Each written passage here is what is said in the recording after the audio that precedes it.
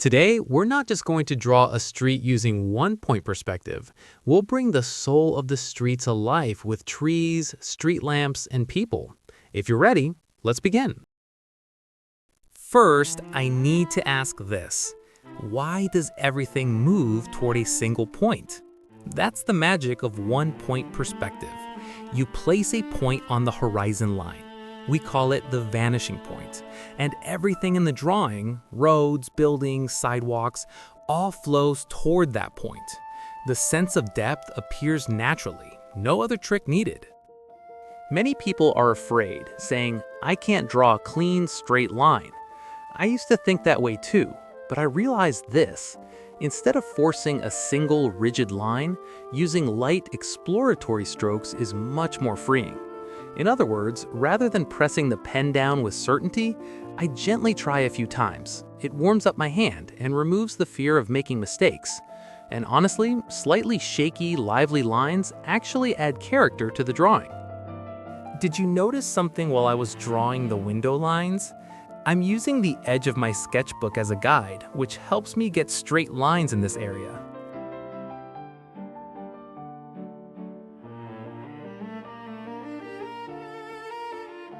Buildings may look complex, but they're actually just simple boxes.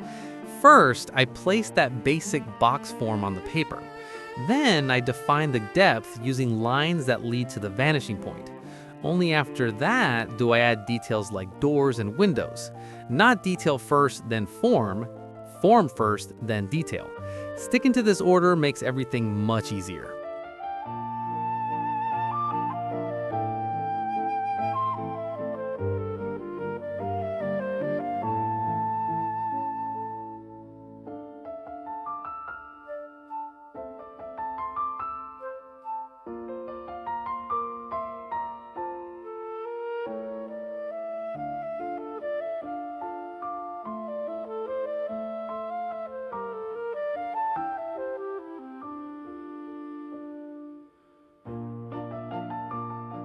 Now that I've completed the basic box forms, let's move on to some details. Windows and doors in different sizes for each building. It's completely up to your creativity.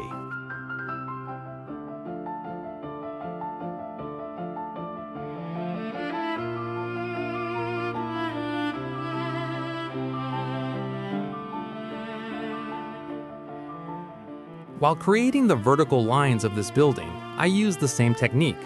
I rest my hand against the edge of my sketchbook and keep the pen steady. Then, simply pull my arm downward. This gives me a clean, straight line like using a ruler. If you're using a loose sheet instead of a sketchbook, you can achieve a clear line by making a few light up and down exploratory strokes first. My advice: if the work you're creating is something original and personal, try not to use a ruler. Let the marks on the paper be yours, not the ruler's. As your hand gradually gets used to drawing straight lines, you'll start to feel more comfortable. While you're still learning, I don't recommend using an eraser too often. Draw freely, without fear. Just draw, draw, and draw. Let yourself and your hand be free. Don't be afraid of making mistakes. You'll learn not to make them by making them.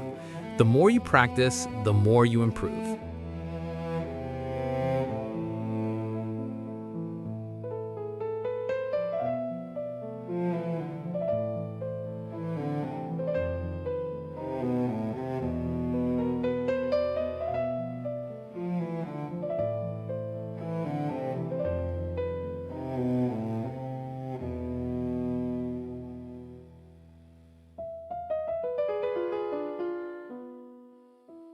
Starting from the basic box forms, I continue drawing the buildings. At this point, I decide to add a dynamic, striking structure, a tall building with strong character. While it fills the large empty space on my page, it also emphasizes a metropolitan atmosphere for the viewer.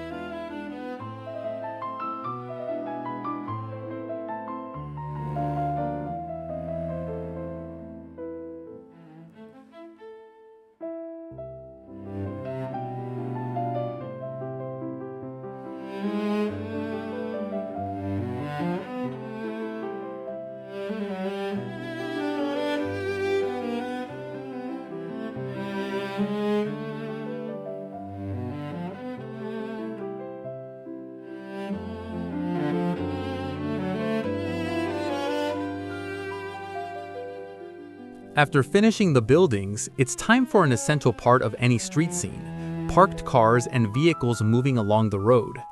I don't draw cars randomly, they follow the same perspective rules. I determine the base and the top of the cars according to the lines coming from the vanishing point. This way, the cars don't look like they're floating, they feel like they truly belong to the street. Even the wheels stay consistent within the perspective.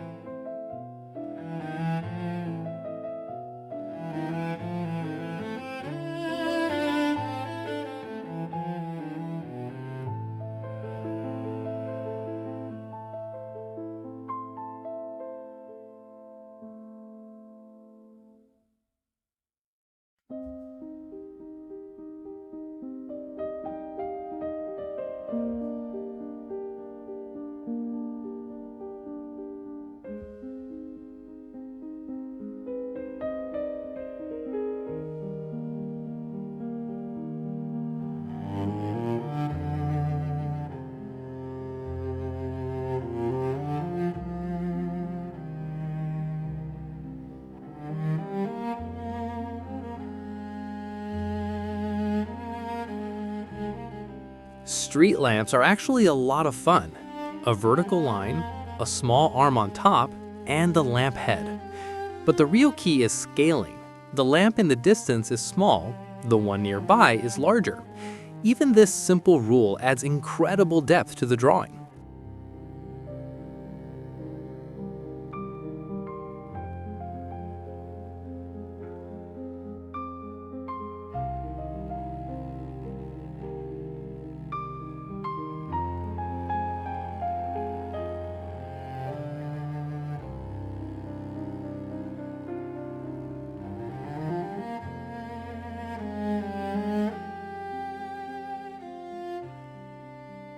For the trees, I use free organic shapes. They're not geometric. While I adjust their size according to the vanishing point, I let their forms flow naturally.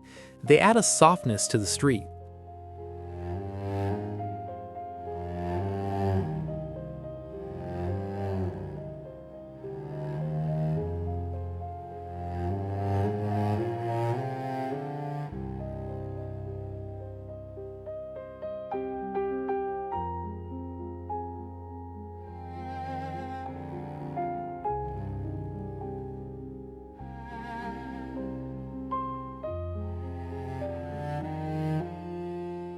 In the bottom left corner, I have a large empty space, so I draw a characterful, nostalgic car there.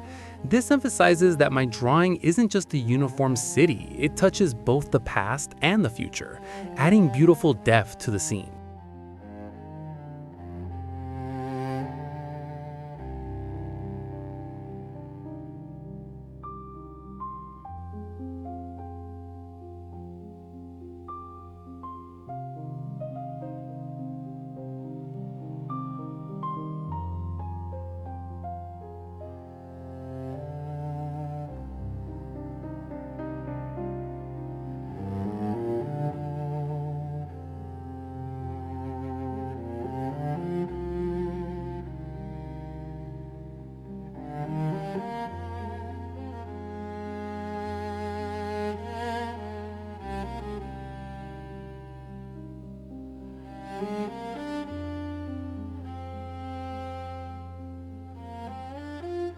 Now, the architects and essentials of any city?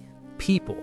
They're what bring life to a drawing, but you don't have to draw them in full detail. I just add simple silhouettes, small figures. The key, again, is size. Figures near the horizon line are small, those in the foreground are larger. And I've noticed the moment you add a person to the street, the whole drawing starts to breathe.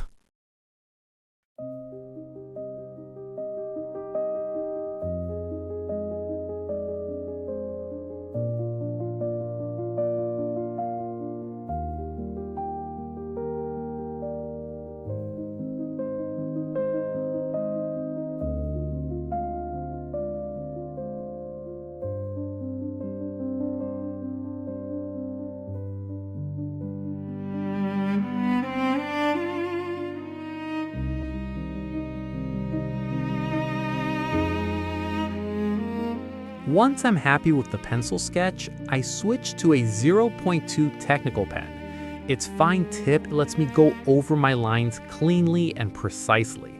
At this stage, you have to be careful, not rushing, because if you accidentally ink a line you didn't want, there's no going back. But when done correctly, the drawing takes on a whole new character.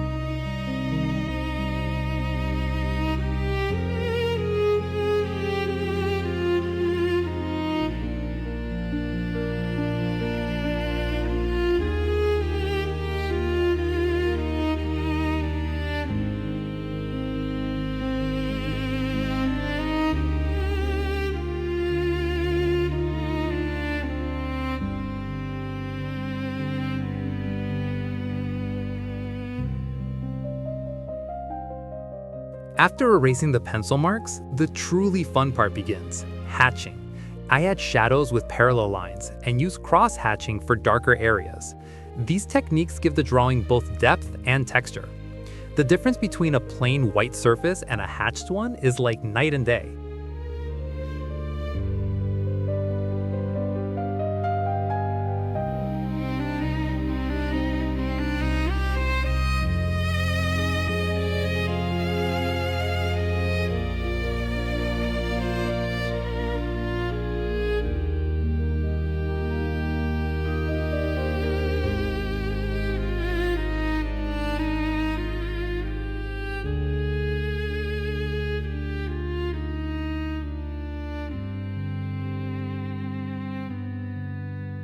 Now we're moving on to the final stage, and here's what I want to say about perspective drawing.